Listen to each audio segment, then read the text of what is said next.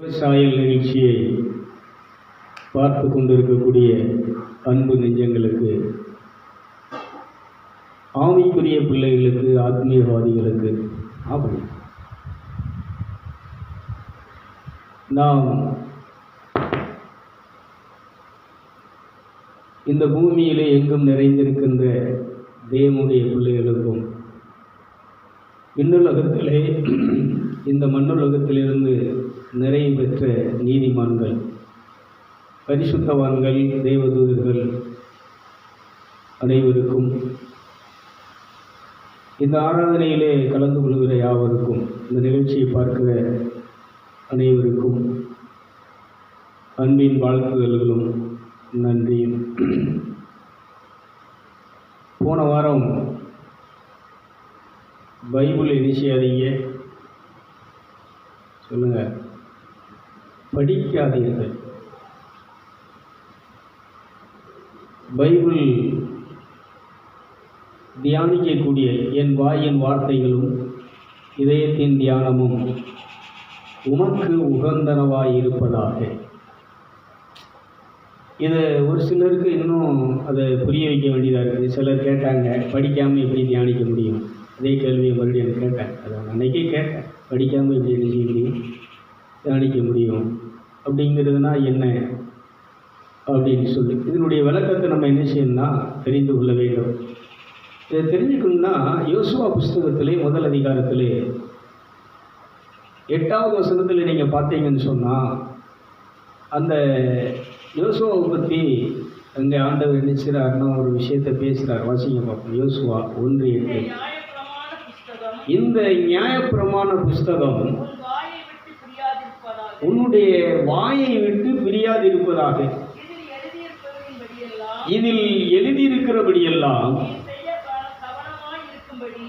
நல்லா கவனிச்சுக்கோங்க. இதில் எழுதியிருக்கிறபடியெல்லாம் நீ செய்ய கவனமாக இருக்கும்படி. இப்போ இதை கவனமாக இதை செயல்படுத்தணும் அப்படின்னா, செய்யணும் அப்படின்னு சொன்னால், இரவும் பகலும் இதிலே நீ தியானமாக இருப்பாயாக.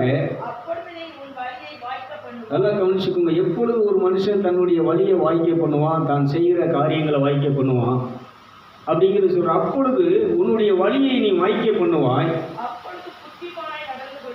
அப்போதான் நீ ஒரு புத்திமானாகி நடந்து கொள்வாய். நான் உனக்கு கட்டளையிடவில்லையா? பலம் கொண்டு திடமனதாயிரு, திகையாதே, கலங்காதே. நீ போகும் இடமெல்லாம் உன் தேவனாகிய கர்த்தர் உன்னோடு கூட இருக்கிறார். ஒரு அல்லேலூயா சொல்லுங்களேன். நல்லா நீ கவனிக்கணும். ஒரு பெரிய எரிகோ மதில் இதுக்கு முன்னாடி என்ன செய்கிறாங்கன்னா நிற்கிறாங்க. அந்த செவரு இடித்தா கூட என்ன செய்ய முடியாதுன்னா இடிக்க முடியாது. புல்டோசர் வச்சு கூட என்ன செய்ய முடியாதுன்னா இடிக்க முடியாது. அவ்வளோ பெரிய பயங்கரமான ஒரு கோட்டை. அந்த எரிய கோட்டையை இடித்து தகர்த்தா தான் என்ன செய்ய முடியும்னா அவங்க உள்ளே போக முடியும். ஆனால் இங்கே நீ செய்கிற காரியங்கள் உன் அறிவுக்கு எட்டாது, புத்திக்கு எட்டாது. இதை யோசித்து பார்த்தோன்னா இதை என்ன செய்ய முடியாதுன்னா உன் புத்திக்கு எட்டாத விஷயங்கள். பள்ளிக்கூடத்தில் பாடத்தை என்ன செய்யணும், படிக்கணும், வாசிக்கணும், படிக்கணும். நான் தான் சொன்னேன், இது ஒரு பாட புஸ்தகம் அல்ல. நீ மனப்பாடம் பண்ணுறதுக்கு இது ஒரு பாட புஸ்தகம் அல்ல, படிக்கிறதுக்கு ஒரு பாட புஸ்தகம் அல்ல, மனப்பாடம் பண்ணுறதுக்கு ஒரு வாய்ப்பாடும் அல்ல. அதனால் இது பைபிள். நான் சொன்னேன், இது இறை வார்த்தை, தீர்க்க தரிசன வார்த்தை. ஒரு மனுஷனுடைய வாழ்க்கையை மேன்மைப்படுத்துகிற ஒரு வார்த்தை, ஒரு பாவியை பரிசுத்தவனாய் மாற்றுகிற ஒரு வார்த்தை, இல்லாததை இருக்க செய்கிற ஒரு வார்த்தை. இது கடவுளுடைய வார்த்தை. தன்னுடைய வார்த்தையின் விசுவாசத்தை கொண்டு தன்னுடைய வார்த்தையினாலே இந்த உலகங்களை சிருஷ்டித்தார். இந்த உலகம் எப்படி சிருஷ்டிக்கப்பட்டதுன்னா விசுவாசத்தினால. அவருடைய வார்த்தையை கொண்டு என்ன செய்யப்பட்டது, இந்த உலகம் உண்டாக்கப்பட்டது, சிருஷ்டிக்கப்பட்டது. அப்படின்னா இன்னைக்கு இந்த வார்த்தையை என்ன செய்யணும்னு சொன்னால், நீ வெறுமனை படிக்காத. இந்த வார்த்தையை என்ன செய்யணும்னு சொன்னால் இரவும் பகலும். இதில் எப்படி இருக்கு? சங்கீதக்காரர் முதல் சங்கீதத்தில் அங்கே ஸ்டார்டிங்கே அதுதான் பண்ணுறாரு. இந்த வேதத்தில் இரவும் பகலும் தியானமாக இருக்கிற மனுஷன் பாக்கியவான். அவன் நீர்க்கால் ஓரத்திலே நடப்பட்டு தன் காலத்திலே ஏற்ற காலத்திலே கனி தந்து என்றும் இலையுதிராத ஒரு பசுமையான செழிப்பான மரத்துக்கு ஒப்பாக இருப்பான். பேசலாம். அப்போது இது நீங்கள் பார்த்தீங்கன்னா இன்றைக்கி நம்ம என்ன செய்கிறோன்னா, அந்த பைபிளை எல்லாரும் என்ன செஞ்சுட்டு இருக்கிறோம் அப்படின்னு சொன்னால், கையில் எப்படி தூக்கிட்டு வச்சுக்கிட்டு அழைக்கிறோம். இந்த கையில் வச்சு நம்ம இந்த சிதம்பரம் வழக்கில் இருக்காப்புல, இங்கே ஏதாவது ஒரு ஜாமான் வாங்க வந்தால் கூட அந்த பைபிளோடு தான் வருவாங்க. சிதம்பரத்துக்கு வளசர கடைக்கு மளிகை சாமான் வாங்க போகும்போது இந்த பைபிளை கொண்டுட்டு தான் போவாப்புல. இங்கே ஒரு வாளி வாங்க வந்தாலும் சரி, ஒரு தண்ணி வாங்க வந்தாலும் சரி, என்ன செய்வாப்புல, பைபிளை கையில் கொண்டுட்டு தான் வருவாப்புல. நான் கூட நினச்சி பார்ப்பேன், சார் கம்மில்லாமல் பைபிளை தூக்கிட்டு அவள் வாட்டில் என்ன செய்யறாள்,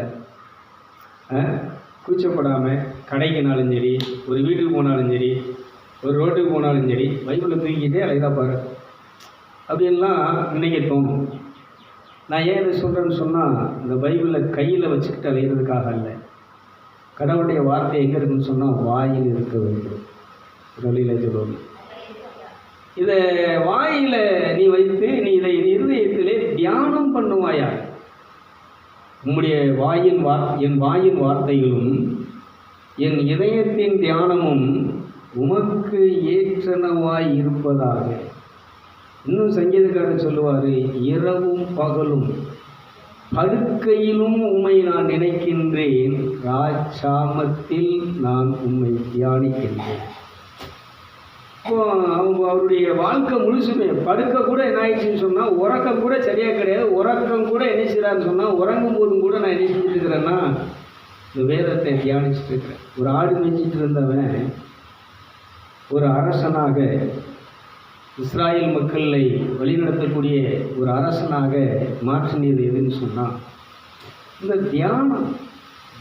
தியானத்தினுடைய மகத்துவத்தை நீங்கள் உணரணும் அப்படிங்கிறதுக்காகத்தான் போன வாரத்தில் சொன்னால் பைபிளை நீங்கள் என்ன செய்யாதீங்க, படிக்காதீங்கன்னு சொன்னேன். வாசிக்கவே செய்யாது. இப்போ நான் சொல்கிறத வாசிங்கன்னு சொல்கிறேன். இந்த வாஸ்தாங்களை இவங்களுக்கு அதில் ஏதாவது ஒன்று புரியுமா? இந்த வாஸ்தாங்களை அடுத்து இந்த இடத்த விட்டு அங்கிட்டு போன உடனே ஏதாவது ஞாபகத்தில் இருக்கா? பைபிள் வாசிக்கலாம். அங்கிட்டு போன உடனே ஏதாவது ஒன்று அது மைண்டில் இருக்கா, மனசில் இருக்கா?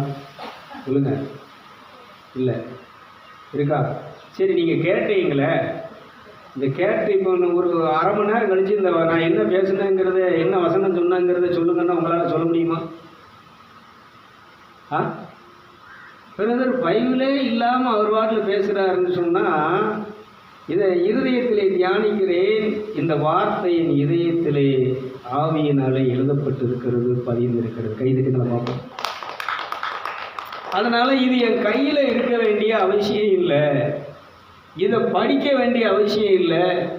இது எங்கே வைக்கணும்னு சொன்னால் கையிலையோ இல்லை பையிலையோ இப்படி புஸ்தகத்திலே வைக்கக்கூடிய வார்த்தை அல்ல. இந்த வார்த்தை எங்கே வைக்கணும்னு சொன்னால் இதயத்திலே வைக்க வேண்டும். இதை விசுவாசித்து வாயிலே பேச வேண்டும். இதை நல்லா கடமை வைக்கணும். தியானம்னா என்னன்னு உங்களுக்கு புரியணும். இது மையினால் எழுதப்பட்டது. அதான் நான் சொன்னேன், இது இப்போ ஒரு 200 வருஷத்துக்குள்ளே தான் என்ன செஞ்சுருக்குன்னு சொன்னால், அது நமக்கு புஸ்தகமாக அச்சிடப்பட்டு என்ன செஞ்சுருக்கு. இந்த வரலாறை பற்றி நம்ம அடுத்து பார்ப்போம். நான் இன்றைக்கி மெயினாக அதாவது உங்களுக்கு ஸ்டார்ட் பண்ணதை கிளியர் பண்ணணுங்கிறதுக்காக பேசுகிறேன். அப்புறம் இது எப்போ அச்சிடப்பட்டது, யாரால் அச்சிடப்பட்டது, இது அச்சிடப்படுறதுக்கு 2400 வருஷம் ஆகியிருக்கு. ஒரு அலையிலே சொல்லுங்களேன், எத்தனை வருஷம்? 2000. இது சாலமோன் காலத்திலிருந்து, அதுக்கு முன்னாடி உள்ளவங்க காலத்திலிருந்து, மோசேயின் காலத்திலிருந்து இறைவனால் வெளிப்படுத்தப்பட்ட அறிவிக்கப்பட்ட வார்த்தைகளை இவங்க கல்வெட்டிலையும் தோல் சுருளிலையும் ஓலை சுருளிலையும் இவங்க என்ன செஞ்சாங்கன்னா, இதை பத்திரப்படுத்தி பாதுகாக்கப்பட்டு கடைசியில் இப்படி நமக்கு ஒரு புஸ்தகமாக என்ன செஞ்சிருக்கோம், கையில் வந்துருக்குது. சாதாரண விஷயம் இல்லை. இதுக்கு எவ்வளவு விளக்கறையும் செலுத்தியிருக்காங்க தெரியுமா? இந்த பைபிள் இன்றைக்கி நம்ம கையில் சாதாரணமாக தூக்கிட்டு அதான் சொல்லுவாங்களா, வெட்டி கடைக்கு தூக்கிட்டு போகிறதுக்கும் ஏதோ தண்ணி பைப்புக்கு தூக்கிட்டு போகிறதுக்கும் உள்ள புஸ்தகம் கிடையாது. இதை எவ்வளவு பெரிய தியாகங்களை பண்ணி விளக்கறையை செலுத்தி இந்த பைபிள் அச்சிட ஆரம்பித்தவர் தனக்கு போதுமான பணம் இல்லாததுனால அதை செலவு பண்ணி அதை முடிக்க முடியாதனால முடிக்காமலே செத்து போனார். தன்னுடைய ஆயுள் காலத்தை, பணத்தை, தன்னுடைய சம்பாத்தியத்தை எல்லாம் இதில் போட்டு என்ன செஞ்சிட்டாருன்னா அழிச்சிட்டு கடைசியில் இதை என்ன செய்ய முடியாமல் ஃப்ரெண்டு பண்ணி வெளியில் கொண்டு வர முடியாமல் அவர் என்ன செஞ்சார், மறிச்சிட்டார். அப்புறம் இன்னொருத்தர் என்ன செய்கிறாருன்னு சொன்னால் இதை அறிஞ்சு இதுக்கு பல கோடி ரூபாய்களை செலவு பண்ணி, டாலர்களை செலவு பண்ணி, அப்புறம் இந்த இதை கண்டினியூ பண்ணி இது என்ன செஞ்சுருக்குன்னா பலருடைய விளக்கரையும், பலருடைய தியாகம், பலர் தன்னுடைய பணத்தையும் செல்வத்தையும் உயிரையும் தியாகம் பண்ணி என்ன செஞ்சுருக்கிறாங்கன்னு சொன்னால் இந்த பைபிள் இன்னைக்கு நம்ம கையில், இன்னைக்கு உலகத்திலே அதிகம் அச்சிடப்படக்கூடிய பைபிள் எது, புஸ்தகம் எதுன்னு சொன்னால் அது இந்த வேத புஸ்தகமே. கைதிக்கு என்ன நல்லா கரெக்டாக இதை இன்னைக்கு நம்ம பாட புஸ்தகம் மாதிரி நம்ம பயன்படுத்துறது தான் பிரச்சனை. ஏதோ நமக்கு சோசியத்துக்கு பயன்படுத்துகிற மாதிரி இதை அப்பப்போ பிட்டு பார்த்துட்டு வாசித்து மூடி வைக்கிறதுக்காக இன்னைக்கு பயன்படுத்துறது தான் இன்னைக்கு பிரச்சனை. இது ஒரு மனிதனை பாவியை பரிசுத்தனாக்கும். இந்த வார்த்தை இருதயத்தில் இருந்து, இது வாயிலிருந்து, இருதயத்திலிருந்து வாயில் வழியாக வெளியே வந்துச்சுன்னு சொன்னால் ஒரு பாவியை என்ன செய்யுன்னு சொன்னால் நீதிமானாக்கும். ஒரு சப்பானியை அதை நடக்க வைக்கும். இந்த வார்த்தை என்ன செய்யுன்னு சொன்னால் அழிந்து போகக்கூடியதை அழியாமல் காக்கக்கூடிய ஒரு தெய்வீக வார்த்தை. இந்த உலகத்தில் உள்ள எல்லா ஜீவன்களுக்கும், எல்லா படைப்பு அனைத்திற்கும் சக்தி அளிக்கின்ற ஒரு வார்த்தை. அதனால இந்த வார்த்தை என்ன செய்யுன்னு சொன்னால் ஒரு மனிதனுக்கு வாழ்வளிக்கிறது, ஒரு மனிதனை பரிசுத்தப்படுத்துகிறது. இதை கேட்கும்போது ஒரு மனுஷனுடைய கவலையை, கண்ணீரை போக்குகிறது. அதனால தான் நான் என்ன செஞ்சேன்னா, இது நீங்கள் என்ன செய்கிறாங்க, சும்மா படிச்சுட்டு அப்படி மூடி வச்சுட்டு போனால் படித்த நேரத்தோட ரைட்டு அடுத்த நிமிஷம் நீங்கள் படிச்சுட்டு ஒரு 10 நிமிஷம் கழித்து 4 மணி நேரம் கழித்து பார்த்தீங்கன்னா நீங்கள் படித்தது எதுவும் என்ன செய்யாது சொல்லுங்கள், ஏதாவது இருக்கா? ஆனால் தியானிச்சா நீ செத்தாலும் இது என்ன செய்யாது சொல்லுங்களேன். இப்போ நான் தான் சொல்கிறேன்லாம், நான் எதையுமே பைபிளை உங்கள்கிட்ட என்ன செய்யறதில்லை, சில நேரம் பைபிளே இல்லாமல் தான் வருவேன். பிரசங்கம் பண்ணுறதுக்கே என்ன செய்கிறேன்னா பைபிளில் எந்த கூட்டத்துக்கு போனாலும் பைபிள் கொண்டு போக மாட்டேன். ஏன் அப்படின்னா இந்த வார்த்தையின் இதயத்தில் இருக்க வேண்டியது. அவர் என்ன செஞ்சிட்டாருன்னா பரிசுத்த, போன வாரத்தில் பார்த்தோம், பரிசுத்த ஆவியினாலே இவரையில் சொல்கிறாரு, தேவன் நம்முடைய இருதயத்தில் அதை கொண்டாந்து வச்சுட்டாரு. இருதயத்தில் ஆவியினால என்ன செஞ்சிட்டாரு, எழுதப்பட வேண்டிய வார்த்தை. அதனால இதை நம்ம நீ கையில் வச்சிருக்கிறதுனால பெரிய இது இல்லை, ஏதோ படிக்கிறதுனால நமக்கு ஒரு பெரிய நன்மைகள் வரல. இதை இருதயத்திலே வைத்து நம்முடைய என் வாயின் வார்த்தைகளும் இதயத்தின் தியானம், உள்ளத்தில் விசுவாசித்து வாயில பேச வேண்டியது. இப்படி நம்ம உள்ளத்தில் விசுவாசித்து வாயில பேசும்போது மிகப்பெரிய ஒரு அதிசயத்தை நம்ம என்ன செய்ய முடியும்னா அற்புதத்தை பார்க்க முடியும். அதனால இன்னைக்கு நம்ம ரட்சிக்கப்பட்ட பிள்ளைகள், அபிஷேகம் பண்ணப்பட்ட பிள்ளைகள், கடவுளுடைய ஆவியினால் நாம் நிரப்பப்பட்டவங்க இன்னைக்கு எப்படி இந்த கடவுளுடைய வார்த்தையை பயன்படுத்தணும் அப்படிங்கிறத முதலாவது தெரிஞ்சுக்கணும். ரட்சிக்கப்பட்டவங்களுக்கு தேவன் நினைக்கிறாருன்னா சர்வாயுத வர்க்கத்தை, எபேசியர் 6:10 பார்த்தீங்கன்னு சொன்னால் ஆண்டவரில் அவருடைய சத்துவத்தில் பலனடையுங்கள், அவருடைய சர்வாயுத வர்க்கத்தை நீங்கள் தரித்து கொள்ளுங்கள். இந்த ஆயுதம் இன்றைக்கி நமக்கு கண்டிப்பாக தேவை. இந்த ஆயுதத்தை நம்ம உடையவர்களாக தான் இருக்கணும். களவட்டுறதுக்கு போகும்போது களவத்திலாம் போவீங்களா? கருதருக்கு போகும்போது பன்னர்வெல்லாம் போக முடியுமா? சொல்லுங்கள். கடைக்கு போகும்போது பணம் இல்லாமல் போக முடியுமா? போக மாட்டோம்ல. அப்போ ஒரு விசுவாசின்னு சொன்னால் நீ ஆயுதம், யுத்தத்துக்கு போகும்போது, சண்டைக்கு போகும்போது அவன் துப்பாக்கியோ வாளோ இல்லாமல் போவானா? இன்னைக்கு கிறிஸ்தவன் அதை செஞ்சிட்டு இருக்கான். நீ வேலைக்கு போகிற இப்போ கடவுளுடைய ஆலயத்துக்கு வரும்போது நீ எப்படி வரணும்னு சொன்னால் நீ சர்வாயுத வர்க்கத்தோடு வர வேண்டும். ஜெபம் என்பது ஒரு யுத்தம். தீய சக்திகளோடு, தீமைகளோடு நம்ம யுத்தம் பண்ண வருகிறோம். ஆனால் ஆயுதம் இல்லாமல் என்ன செஞ்சுட்டு இருக்கிறோம்? ஒரே ஒரு ஆயுதம் இல்லாமல் சும்மா வெறுமனை பாட்டு பாடி ஜெபம் பண்ணி அல்லிலையா போட்டு வெறுமனை ஆயுதம் இல்லாமல் என்ன செய்கிற சண்டை போடுற ஒரு ஆள் யாருன்னு சொன்னால் இந்த கிறிஸ்தவன் தான். அப்போ ஒரு கிறிஸ்தவனுக்கு தான் என்ன கொடுத்துருக்குன்னு சொன்னால் சர்வாயுத வர்க்கத்தையும் கொடுத்துருக்குறது. மகாபாரதத்தை நம்ம ஏன் பேசுகிறோன்னா, மகாபாரதத்தில் உள்ள அந்த அஸ்திரங்கள், பிரம்மாஸ்திரம், நாகாஸ்திரம், மற்ற சக்தி அஸ்திரங்கள்லாம் இருக்குது. ராமியானவரே, இந்த பிராணங்களில் இவ்வளோ பெரிய அஸ்திரங்களை பயன்படுத்தி தீமைகளை, அசுரர்களை, அரக்கர்களை அழிச்சிருக்கிறாங்களே, இன்னைக்கு இந்த பூமியில் பொல்லாத ஆவிகள் தீய சக்திகள் நிறைந்திருக்கிறது. எங்களுக்குரிய அஸ்திரம் என்ன? அவங்க அண்ணன் தம்பி 2 பேரையும் பாருங்க, வில்லு இல்லாமல் அஸ்திரம் இல்லாமல் என்ன செய்ய மாட்டாங்க, வெளியில் என்ன செய்ய மாட்டாங்க. எங்கே போனாலும் சரி, படுக்கறையில் என்ன இருக்குன்னு சொன்னால் அவன் அஸ்திரம் இருக்கும், அவன் வில்லு இருக்கும், அந்த அம்பு இருக்கும், அதை ஷார்ப் பண்ணிகிட்டே இருப்பான். அதனால் தியானம் என்பது என்னன்னு சொன்னால், கடவுளுடைய வார்த்தையை நாம் கூர்மைப்படுத்தி கொண்டு இருக்கக்கூடிய தியானத்தை, கடவுளுடைய வார்த்தையை தியானிக்கும் போது நம்ம ஆயுதத்தை என்ன செஞ்சுட்டு இருக்கிறோம்னு சொன்னால் ஷார்ப்பாகிட்டு. இதை பார்த்த உடனே பிசாசு என்ன செய்வான், இதை நீ வாயில் எடுத்த உடனே என்ன செய்வான். அதனால் இந்த வார்த்தையை நான் என்ன செஞ்சுட்டு இருக்கிறேன்னா பயிற்சி பண்ணிட்டு இருக்கிறேன். இடையில நான் சொன்ன அந்த மழை சாயங்காலம் முத நாள் சாயங்காலம் என்ன செய்கிறேன், இந்த இதெல்லாம் பட்டு காய்ச்சி போச்சுன்னு சொன்னால் அடுத்து இதை உருவாக்குறது ரொம்ப கஷ்டம். ஒரு மழை பெஞ்சா இந்த வாடி போன காய்ந்து போன புல் என்ன செய்யும், பச்சையாகிவிடும், துளிர்த்து விடும். உன்னுடைய அருள் கிடைத்தால், நீ இந்த மழையை பொழிந்தால் இந்த வாடி போன காஞ்சி போனது என்ன செய்யும். ஞாயிற்றுக்கிழமை விக்கிழமை மாப்பிள்ளை சொல்கிறார், இங்கே பெஞ்ச மழை ஊருக்கு இல்லை வருது, ஆனால் பெஞ்ச மழை இங்கே தான் நல்ல மழை. அதான் சொல்கிறேன், நம்முடைய அதான் சொல்கிறேன், இருதயத்தில் ஒன்று நம்ம தியானித்து அந்த வாயில் பேசும்போது அங்கே என்ன நடக்கும், சான்சஸே கிடையாது. ஆனால் அன்றைக்கி நினச்சிதுன்னா மழை பெய்யுது, அதுக்கப்புறம் நிறைய மழை இருக்குது, அங்கே இன்றைக்கி மழை பெய்யும் ரொம்ப பயங்கரமாக இருக்குன்னா ஒரு உடைய கணையும் காணும், என்னத்தையும் 1-2 தூத்தல் நினைச்சிட்டு இருக்கு. இன்னொரு நாள் பார்த்தீங்கன்னு சொன்னால் ஒருத்தவங்களுக்கு அவங்க நமக்கு வேண்டியவங்க தெரிஞ்சவங்க மகனுக்கு கல்யாணம் முடிஞ்சு ரொம்ப காலமாக நினச்சி 2-3 வருஷம் குழந்தை இல்லை. அதை சொல்லும்போது கேள்விப்படுறேன், ஒவ்வொரு மாதமும் 28ஆம் தேதி 1ஆம் தேதி வர்றதுக்கு முன்னாடி 1000 ரூபா காணிக்க அவன்கிட்ட தான் வரும். இந்த 28ஆம் தேதி சாயங்காலம் பார்த்தீங்கன்னு சொன்னால் ஏடிஎம் என்னுடைய இதில் வந்து என்ன செய்யுதுன்னா அக்கௌண்ட்டில் அந்த 1000 ரூபா கொடுத்து மெசேஜ் எனக்கு வருது. மாதம் 1ஆம் தேதி பிறக்கிறதுக்கு முன்னாடி அவங்க காணிக்க தான் முதல்ல வரும். அப்போ நான் சொன்னேன், ஆண்டவரே பாவம், ஆரம்பத்திலேருந்தே விசுவாசத்தில் ஜெபத்தில் இருந்த பிள்ளைகள், நமக்கு ரொம்ப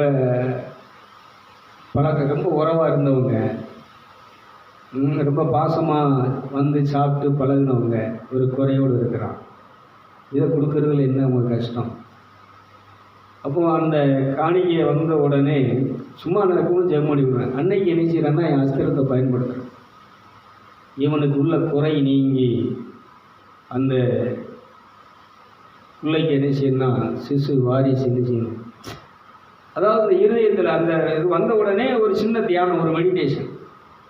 உனக்கு இதெல்லாம் ஒரு பெரிய காரியம் கிடையாது, உங்களுடைய வார்த்தையை அனுப்புகிறேன், இந்த ஆசீர்வாதம் இவர்களுக்கு என்ன செய்வதாக. ஒரு 3 மாதம் கழிச்சு எனக்கு நியூஸ் வருது, அந்த பிள்ளை என்ன செய்கிறா, கன்சீவாக இருக்கிறா அப்படின்னு சொல்லி. நான் பண்ணுறது யாருக்கும் தெரியாது, நடந்தது யாருக்கும் தெரியாது. நான் என்ன செய்ய, அதாவது என்னுடைய அஸ்திரங்களை அப்பப்போ நான் செக் பண்ணிகிட்டே இருப்பேன். ஏதாவது சில தேவைப்படுற நேரம் பயன்படுத்துவேன். இந்த புதுமைகளை பண்ணிகிட்டே இருக்கு. இது பெரிய லெவலில் பண்ணும்போது பப்ளிக்காக அதை கொண்டு வரும்போது பெரிய விஷயங்களை என்ன செய்யணும் உண்டாகும். அதனால தான் சொல்கிறேன், நமக்குள்ள தேவன் என்ன செஞ்சிருக்கிறாருன்னா புதுமைகளை செய்கிற சக்தி, அற்புதங்களை செய்கிற சக்தி, இது எல்லாத்தையுமே கொடுத்துருக்கிறாரு. பேய்களை ஓட்டுறது, நோய்களை குணமாக்குறது, இல்லாததை இருக்க செய்கிறது, விசுவாசத்தை கொண்டு இல்லாததை இருக்க செய்கின்ற தெய்வீக அஸ்திரங்கள் எல்லாம் யாருக்குள்ள இருக்குன்னு சொன்னால், இந்த இயேசு இரத்தத்தால் கழுவப்பட்டு நீதிமானாக்கப்பட்டு பரிசுத்த ஆவியிலே நிரப்பப்பட்டு பரிசுத்த ஆவியை நீ பெற்றுட்டு நான் சொன்னாலே உனக்குள்ள வரங்கள் பூரா வந்துடுது, கனிகள் பூரா வந்துடுது. பரிசுத்த ஆவியை பெற்றவன், ரட்சிக்கப்பட்டவன், பரிசுத்த ஆவியை பெற்றவன் இந்த ஊழியர்களுடைய செயல்களுக்கு கொண்டு நீ வாழக்கூடாது. இந்த கோபம், வெறுப்பு, பகை, பொறாமை, எரிச்சல், குடி, இந்த உலக மாயை இதில் வந்து என்ன செய்ய, இதில் பயன்படுத்தாமல் நம்ம எதை பயன்படுத்தணும்னு சொன்னால், நமக்குள்ள ஆவியானவர் கொண்டு வந்த அந்த வரத்தையும் கனிகளையும் பயன்படுத்தி இந்த பூமியில் நாம் இல்லாததை இருக்க செய்து நடக்காதை நடக்க பண்ணி என்ன செய்யணும்னு சொன்னால், நம்ம வாழ்க்கையை என்ன செய்யணும்னு சொன்னால் நிறைவாக வாழ வைக்கிறதுக்காக தான் ஆவியானவர் வந்திருக்கிறார். அவருடைய வரங்கள், ஆவியானவர் கூட இருக்கிறார், அவர் வரங்கள் நமக்குள்ளே இருக்கிறது. அவர் தந்த தெய்வீக அஸ்திரங்கள், அதான் சொன்னேன், தெய்வீக அஸ்திரங்கிறது என்ன சொன்னால் அன்பு. இந்த அன்பு இந்த பூமியில் உள்ள சகலத்தையும் என்ன செய்யக்கூடியதுன்னா செய்யக்கூடிய ஆற்றல் வாய்ந்தது. கைதட்டி நிச்சயம் நல்லா கரங்களை கட்டி. இதெல்லாம் இன்னைக்கு நம்ம விட்டுட்டோம். அதனால தான் சொன்னேன் இதெல்லாம் தியானிங்கன்னு சொல்லி. அதெல்லாம் சொல்கிறோம்ல, என்ன எந்த நேரத்தில் யாருக்கு என்ன என்னுடைய தேவையும் பூர்த்தி பண்ண முடியும், வறுமையிலிருந்து செழிப்பாக மாற முடியும், கடனில் இருந்து கடன் கொடுக்குற ஒரு நிலைக்கு நம்மளை மாற்ற முடியும் எதுன்னு சொன்னால் அந்த தியானம். எத்தனை பேர் விசுவாசிக்கிறீங்க? இந்த விசுவாசம் வரங்கிறது கனியாகவும் இருக்குது, வரமாகவும், ரெண்டு தன்மை. இந்த விசுவாசத்தை நீங்கள் பயன்படுத்தி எவ்வளவு பெரிய நீ கடனில் இருந்தாலும் அதிலிருந்து விடுபட்டு நீங்கள் கடன் கொடுக்கக்கூடிய ஒரு ஆசீர்வாதத்தை உருவாக்கக்கூடியது எங்கே இருக்குன்னு சொன்னால் அந்த தியானத்தில் இருக்கு. ஒரு ஏழ்மையில் இருக்கிறவங்க, வறுமையில் இருக்கிறவங்க, தரித்திரத்தில் இருக்கிறவங்க செழிப்பான ஒரு வாழ்க்கை வாழ்கிறதுக்கு அதுதான் சொல்றாரு. இது மாயை விட்டு பிரியாது இருப்பதாக, நீ செய்வதெல்லாம் வாய்க்கணும்னு சொன்னா, நீ நினைச்சதெல்லாம் நடக்கணும்னு சொன்னா, நீ இதை தியானம் பண்ணப்பா. ராத்திரி பகல அதை நினைச்சி தியானம் பண்ணு. தியானம் பண்ணி இதில் நீ நினைச்சி கவனமாக இரு. இன்னொரு விஷயத்தை வாசிங்க பார்ப்போம். லேவியர் ஆகமம் 17வது அதிகாரம் 11வது வசனத்தை வாசிங்க. லேவியர் 17வது அதிகாரம் 11வது வசனத்தை வாசிக்க பார்ப்போம். எப்படி தியானிக்கிறது அப்படிங்கிறத இப்போ நாம் பார்ப்போம். மாமிசத்தினுடைய உயிர் இரத்தத்தில் இருக்கிறது, நான் அதை உங்களுக்கு பலிபீடத்தின் மேல் உங்கள் ஆத்துமாக்களுக்காக பாவ நிவர்த்தி செய்யும்படிக்கு கட்டளையிட்டு. நல்லா கவனிக்கணும், இந்த ஒரு விஷயத்தை சொல்றார். இந்த இரத்தம், மாமிசத்தினுடைய உயிர் எதில் இருக்குன்னு சொன்னால் இரத்தத்தில் இருக்கு. இப்போ நம்மளை பற்றி தியானிக்க போகிறோம். இப்போ நம்முடைய உயிர் எதில் இருக்கு சொல்லுங்க? இரத்தத்தில் இருக்கிறது. அப்போ இந்த இரத்தத்தை இங்கே ஏன் பேசுகிறாருன்னு சொன்னால், உன் உயிர் இந்த இரத்தத்தில் தான் இருக்குன்னு சொன்னால், நீ இன்னைக்கு உயிர் வாழ்றது எதில்? ரத்தம். அதனால தான் அடிபட்ட உடனே இந்த ரத்தத்தை முதல்ல என்ன செய்யுங்க? அரெஸ்ட் பண்ணுங்க, ரத்தத்தை விடாதுங்க, ரத்தத்தை இப்போ அமைக்கி பிடிங்க, அது வெளியே விடாமல் பிடிச்சிக்கோங்க. ஏன்னா உயிர் இதெல்லாம் எல்லா ரத்தமும் போயிட்டு நான் உயிர் என்ன செய்யும் சொல்லுங்க? உயிர் போயிடும். ஒரு மனிதனுக்கு உயிர் கொடுக்கக்கூடியது எதுன்னு சொன்னால், ஒரு மனிதனுடைய உயிரோடு இருக்கிறதுக்கு அவனுக்கு உதவி செய்கிறது எதுன்னு சொன்னால் ரத்தம். வெளியிலிருந்து வரக்கூடிய வைரஸ் கிருமிகளை எதிர்த்து போராடி அழிக்கக்கூடியது இந்த உடம்புக்குள்ளே வராதபடிக்கு, நம்மளை தாக்காதபடிக்கு, நம்ம உயிரை சேதப்படுத்தாதபடிக்கு, இந்த உடலில் ஒரு பெரிய பாதிப்பை உண்டாக்காதபடிக்கு தடுத்து நிறுத்தக்கூடியது என்ன விஞ்ஞானபூர்வமாக பார்த்தீங்கன்னா எதுன்னு சொன்னால் ரத்தங்கிறாங்க. இன்னைக்கு மருத்துவ ஆராய்ச்சி என்ன சொல்லுது? இந்த இரத்தத்தில் உள்ள உயிர் அணுக்கள் தான், அந்த செல்கள் தான், அந்த ஆற்றல் நிறைந்த செல்கள் தான் என்ன செய்யுதுன்னா வைரஸை அழிச்சிருது. இந்த உடலுக்குள்ள வராத விடாதபடிக்கு, இந்த உடலில் ஒரு பெரிய பாதிப்பை உண்டாக்காதபடிக்கு என்ன செய்யுது? எதிர்த்து அழிக்கக்கூடியது எதுன்னு சொன்னால் ரத்தம். அப்போ அந்த இரத்தத்தை பற்றி நம்ம தியானித்தோம்னு சொன்னால், நம்ம யாருடைய இரத்தத்தையும் அனாவசியம் என்ன செய்ய மாட்டோம், சிந்த மாட்டோம். இது பலிபீடத்தின் மேல் என்ன செய்யப்படுகிறது? சிந்தப்படுகிறது. எதுக்காக? ஒரு மனிதனுடைய ஆன்மா மீட்புக்காக. அதனால சும்மா நான் இரத்தத்தில் மறைந்துள்ளேன், இயேசு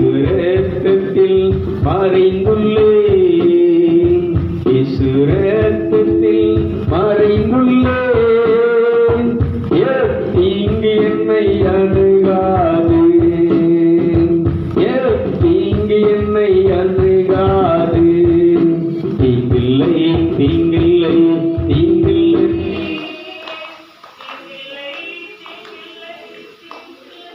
பிரைஸ் தி லார்ட். எல்லாம் சத்தமாக சொல்லுங்களேன். இப்படி படிச்சுட்டாப்புல, ஒரு பாட்டை படிச்சுட்டாப்புல, அதனுடைய பலன், அதனுடைய செயல்கள் நமக்கு என்ன செஞ்சிடாதுன்னா, இந்த இரத்தத்தில் மறைஞ்சிருக்கிறேன் பிசாசே, இந்த இரத்தத்தில் தான் எனக்கு ஜீவன் இருக்கிறது, சக்தி இருக்கிறது, இந்த இரத்தம் என் உடலுக்குள்ளே இருக்கக்கூடிய எல்லா செல்களுக்கும் சக்தியை கொடுத்துட்ருக்கு. அதனால் நீ கொண்டு வரக்கூடிய இந்த வியாதிகள், இந்த வைரஸ்கள், இது என்ன செய்ய முடியாது, தாக்க முடியாது. நீ என்ன செய்யணும்? வெளியில் நெல்லு. அப்போது இந்த ஜீவனை நம்ம என்ன செய்கிறோம்னு சொன்னால், தியானத்தின் வழியாக என்ன பண்ணிகிட்டு இருக்கிறோம் சொல்லுங்கள்? இதை பற்றி எரிய தாவீது சொல்லுவார், நான் உம்முடைய வார்த்தையை தியானிக்கும்போது என் இதயம் தீ என பற்றி எரிகிறது. கைதட்டி என்ன செய்வோம்? நல்லா கரைகளை கட்டி. இப்போ உங்களுக்கு புரியும். அதாவது வாசிக்கும்போது வாசித்து முடித்த உடனே அடுத்து என்ன வாசித்தோங்கிறது நமக்கு என்ன செய்யாது? எந்த அதிகாரம் எந்த வசனம்னு நினைச்சியாது. இப்போ நான் அந்த வாசிக்க சொன்னேன், லேவி ராமத்தில் வாசிக்க சொன்னேன்னா எந்த அதிகாரம் எந்த வசனம்னு சொல்லுங்கள் பார்ப்போம், டக்குன்னு யோசிக்காமல். 17, 11. இது இன்னும் ஒரு மணி நேரம் கழித்து கேட்பேன். சரியா? அவன் 1 மணி நேரம் கழித்து கேட்டால் என்ன செய்யாது? ஏன்னா இப்போ தான் அதை வாசித்து முடிச்சிருக்கு. அதனால் நமக்கு என்ன செய்யும், அது திரும்ப திரும்ப எத்தனை தடவை சொன்னேன், 3 தடவையோ 4 தடவையோ என்ன செய்ய சொன்னதுனால ஏன் திரும்ப திரும்ப சொல்லுவேன்னா உங்களுக்கு பதியணுங்கிறதுக்காக.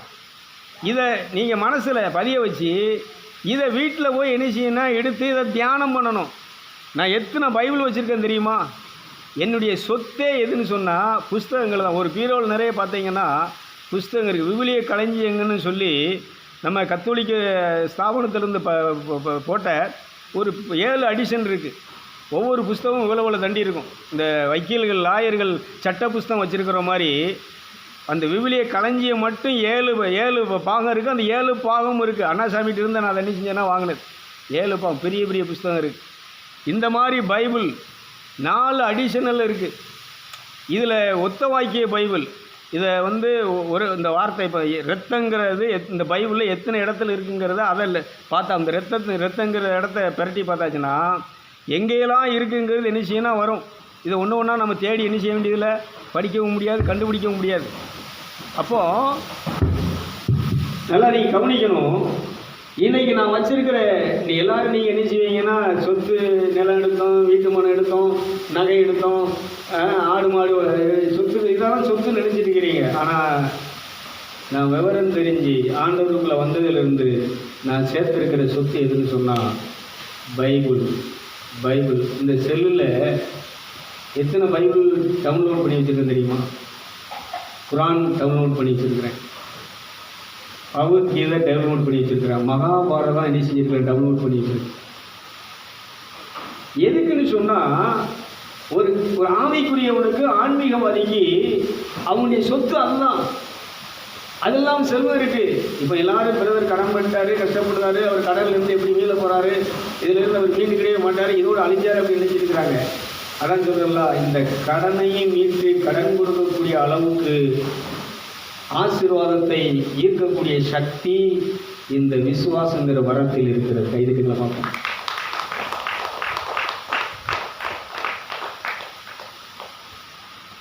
நான் தான் சொல்கிறேன்ல, சும்மா நான் இதை பார்த்தா அப்பாவி மாதிரி தான் நிச்சயம். அக்கா காலையில் பார்த்துட்டு எப்படி இப்படி இருக்கிய மெலிஞ்சு போய் இருக்கீங்களே, நான் மெலிஞ்சு போய் தான் இருப்பேன், பாவம் மாதிரி தான் இருப்பேன். ஆனால் உள்ளுக்குள்ளே ஒருத்தன் இருக்கா மாட்டீங்களா? அதான் தியானம். கடவுள் மனுஷனை எங்கே படைக்கிறான்னு சொன்னால், இப்போ நம்ம பைக்கில் ஏறி இங்கே வர்ற மாதிரி, பஸ்ஸில் ஏறி சங்கரன் கோயிலில் கோயிலுக்குட்டியே போகிற மாதிரி இந்த சரீரம் ஆகிய உடம்பை பயன்படுத்தி நான் வெளியிலே நடந்து இப்போ நான் பேசிக்கிட்டு இருக்கிறேன். இந்த சரீரமாகிய உடம்பை பயன்படுத்தி நான் என்ன செஞ்சிட்ருக்கிறேன், இந்த கண்ணுங்கிற ஜன்னல் வழியாக அவங்களை என்ன செஞ்சிட்ருக்கிறேன். இது என்னுடைய தியானம். அதனால தான் நான் இந்த உடல் அல்ல, இந்த உடலுக்குள் இருக்கக்கூடிய ஜீவன் தேவன் மண்ணினாலே இந்த மனுஷனை உருவாக்கி, இந்த சரீரத்தை உருவாக்கி, இதில் தன்னுடைய நாசியினுடைய சுவாசத்தை இந்த உடம்புக்குள்ள அவர் ஊதினார். அவன் ஜீவாத்மாவாக மாறினான். ஜீவன் ஆத்மா. அப்போ அந்த உடம்புக்குள்ள இப்போ பேசிட்டு இருக்கிறது எதுன்னு சொன்னால், இந்த ஜீவ ஆத்மா இந்த உடம்பு என்ன செஞ்சு உடம்பை பயன்படுத்தி என்ன செய்யணும், அந்த மைக்கை பிடிச்சிருக்கிற உடம்பை பயன்படுத்தி இங்கே உள்ள இந்த இன்ஸ்ட்ருமெண்ட்டை பூரா என்ன ஆப்ரேட் பண்ணிட்டு இருக்கிறேன். இந்த உடம்பை பயன்படுத்தி இந்த கையை பயன்படுத்தி நினைச்சிருக்கிறேன். இந்த கேமரா ஆன் பண்ணி நினைச்சிருக்கிறேன். வீடியோ எடுத்த கண்ணை பயன்படுத்தி கரெக்டாக இருக்கா, இது ஃபுல்லாக தெரியுதா, கரெக்டாக இருக்க பாதியில் தெரியுதா, ஏதாவது கட்டாயிருக்கா, இதெல்லாம் அந்த கண்ணை பயன்படுத்தி என்ன செஞ்சுருக்கிறேன். இதே போல் கடவுளுடைய வார்த்தையை இதயத்திலே வைத்து வாயிலை பயன்படுத்துவீர்கள் என்று சொன்னால் நடக்கதெல்லாம் அற்புதமாகவே இருக்கும். கைது தெரிஞ்சும்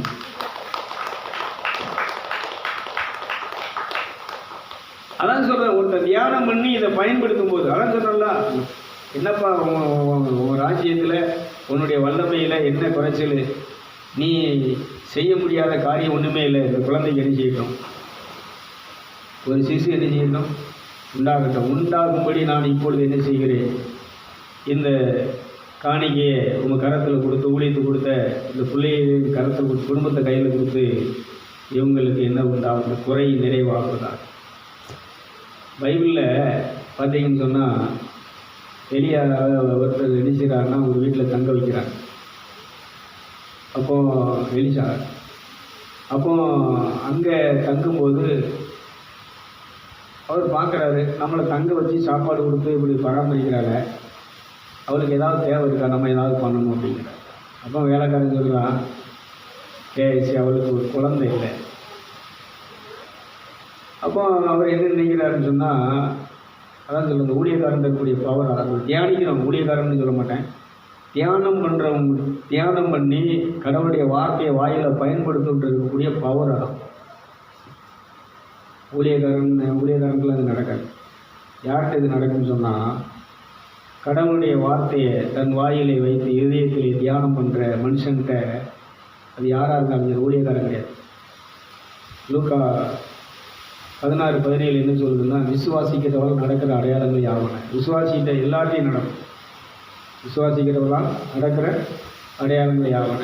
பிசாசுகளை துரத்துவார்கள், நவமான அந்நிய பாஷைகளை பேசுவார்கள், வியாதியஸ்தர் மேல் கைகளை வைப்பார்கள், சுஸ்தமாவார்கள். அவன் என்ன நடக்குன்னு சொல்கிறானோ அது அத்தனை நிச்சயம் நடக்கும். நான் ஒரு கேள்வி கேட்குறேன், இங்கே இருக்கிற எத்தனை பேர் விசுவாசிகள் கொஞ்சம் கை தூக்கணும். நான் விசுவாசி தாங்க அப்படின்னு கொஞ்சம் நல்லா கை தூக்குங்க. விசுவாசிங்கிறவங்க கொஞ்சம் கை தூக்கணும். உங்களால் எல்லாம் பண்ண முடியும்.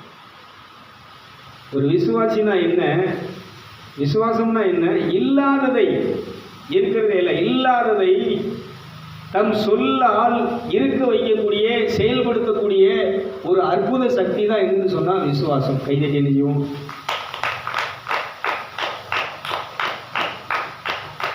உங்கள் கூற்றுப்படி உங்களுக்கு அறிவுக்குப்பட்டபடி நீங்கள் சொல்கிறது சரிதான். இதிலிருந்து பிறகு என்ன செய்ய முடியாது, மீள முடியாது, எந்திரிக்க முடியாது, இதோட ஓஞ்சார். ஆனால் இந்த தியானத்தின்படி கடவுளுடைய வார்த்தையின்படி நான் சொல்கிறேன், இதோட ஓய மாட்டார். இனி அவர் என்ன செய்வார்னா எல்லாத்தையும் என்ன செஞ்சுட்டு இருப்பார், கடன் கொடுத்துட்டு இருப்பார். இப்பவும் கொடுத்துட்டு தான் இருக்கிறேன். நேற்று கூட ஒரு ஆளுக்கு 10,000 நினைஞ்சிருக்கிறேன்னா கொடுத்துட்டு தான் இருக்கிறேன். நேற்று 4 மணிக்கு என்ன செஞ்சிருக்கிறேன்னா ஒரு 10,000 நினைஞ்சிருக்கிறேன்னா கொடுத்துட்டு, இதெல்லாம் திருப்பி வாங்கக்கூடிய காசு கிடையாது. தண்ணிக்குள்ளே எரிஞ்ச கோடாலி எரிஞ்சாது, திரும்பி எரிஞ்சாது. நம்மளுக்கு ஆண்டவன் என்ன கொடுக்குறான்னு சொன்னால் திரும்ப எரிச்சிடு. அதெல்லாம் எதுவும் நிலையானது கிடையாது. நான் கேட்பேன், ஒன்று வந்த உடனே கேட்பேன், இதை என்ன பண்ணணும், இது எங்கே செலவு பண்ணணும், நீங்கள் இதை வச்சு என்ன செய்யலாம், அதை எடுத்துருவோமா, இதை எடுத்துருவோமா, மிக்சி வாங்கிடுவோமா, கிரைண்டர் வாங்கிடுவோமா, செல்லை வாங்கிடுவோமா, போய் ஒரு இந்த நல்ல சேலை பட்டு கூட தள்ளுவடியில் போட்டிருக்கான், போய் எடுத்துட்டு வந்துடுமா, சேலை எடுத்துகிட்டு வந்துடுவோம். இதெல்லாம் நான் யோசிக்க மாட்டேன். இதை கொடுத்துருக்கிறீரே, இதை நான் என்ன பண்ணணும். அன்னைக்கு 11 மணிக்கு சசிகுமார், நம்ம ஐடிஓ தெக்கூரில் இருக்காங்க, அவங்க மருமகா அவங்க வந்தாங்க. இங்கே தான் ஞானசனம் எடுத்தாங்க. ஒரு 11 மணிக்கு 2,000 ரூபா அனுப்பிச்சுன்னா டங்குன்னு நினைச்சிது இந்த அக்கௌண்ட்டில் வந்துருக்காரு. ஆண்டவரே 2,000 வந்திருக்கு, இதை எடுத்து கொடுத்தீரு, இதை என்ன பண்ணணுங்கிறேன். 1 மணிக்கு காரில் வந்து நினைக்கிறாங்க, ஒருத்தவங்க வந்து கூட்டு வீட்டோடு போயிடுறாங்க.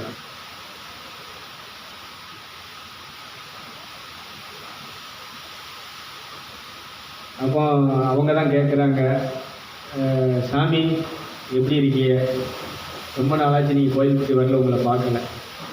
சிலத்திரங்கிறவர் வந்து பார்த்துட்டு பேசிட்டு, எனக்கு வேலை முடிஞ்சாச்சு, இன்னும் யோசிக்காதீங்க, இங்கே வந்தாலும் வேலை ஆகிடும், அவன் அடித்து புளிவிட்டு அவன் எப்படி வாங்குதான்னு பார்ப்போம், அவன் ஏன்ட்டு தான் வரணும் அப்படின்னு நினைச்சிருக்கான்.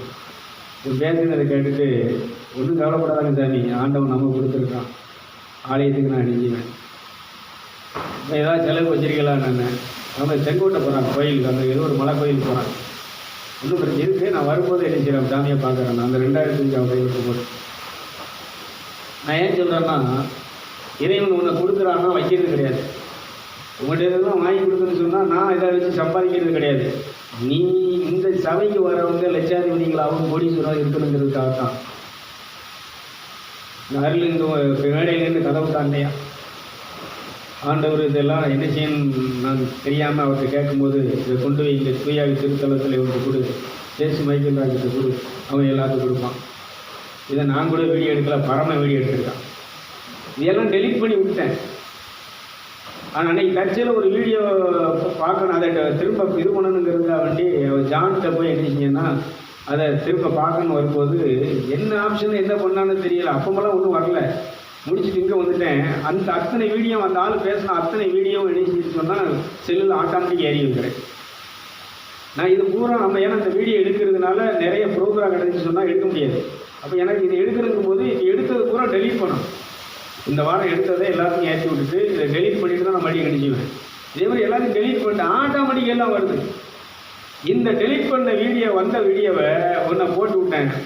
4 மாதமாக பேசாமல் இருந்தாலும் அண்ணன் இந்த மாதம் 26ஆம் தேதி முடிஞ்சப்ப மலேசியா போகிறேன், இந்த ரெக்கார்டெல்லாம் அந்த இது இன்னோசி வாங்க தான் போகிறேன், வந்துடுவேண்ணே.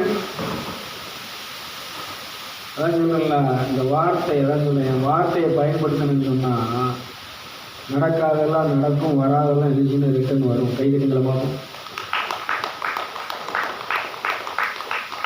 நீங்கள் பிறகு ஏமாந்துட்டாரு, அவன் கெட்டவே, அவன் ஏமாந்து பிராடுக்கார போய் புத்தலாட்டுக்கார நான் என் வாயிலும் பேசவே மாட்டேன். ஏன் அப்படின்னு சொன்னால் மேலே ஒருத்தன் இருக்கிறான், இதெல்லாம் செய்ய வச்சது, இதெல்லாம் செய்ய காரணமாக இருந்த ஒருத்தன் யார் இருக்கிறான்னு சொன்னால் மேலே ஒருத்தர் இருக்கிறான். இல்லைன்னா நீங்கள் 10 ரூபா கொடுப்பீங்களா, 100 ரூபா கொடுப்பீங்களாங்க? என்னங்க பிரதர் ரொம்ப கஷ்டப்படுதீங்க, எல்லாம் அனுபவப்படுதீங்க, கஷ்டப்படுதே என்னங்க. 1-2 பேர் இணைஞ்சிறாங்கன்னா அந்த மாதம் கொடுக்குறத கரெக்டாக கொடுத்துட்ருக்குறாங்க. அதான் சொல்கிறோம்ல, அதையும் நான் இணைச்சிக்க மாட்டேன்னா அதையும் என்ன செய்ய மாட்டேன். நல்லது உள்ளதை வாங்கி சாப்பிடுவோம், இல்லை நமக்கு வீட்டு தேவையானதை வாங்கிக்கணும், இதெல்லாம் என்ன செய்ய மாட்டேன்னா பண்ண மாட்டேன். என்ன பண்ணணும்னு தாங்க ஆண்டவரே இது என்ன பண்ணது. அதனால் நீங்கள் கொடுத்ததெல்லாம் நான் என்ன செய்யலைன்னா ஒன்றும் என்ன செய்யலை, யூஸ் பண்ணலை. அது அவருக்கு தெரியும். அது எல்லாமே எங்கே போய் சேரணுமா நினைச்சிருக்குன்னா அங்கே சேர்ந்துருக்கிறது. அது இனி வர வேண்டிய இடத்துக்கு வந்து சேரும். இதுதான் உண்மை. அப்போ இந்த ஆவிக்குரிய வாழ்க்கையை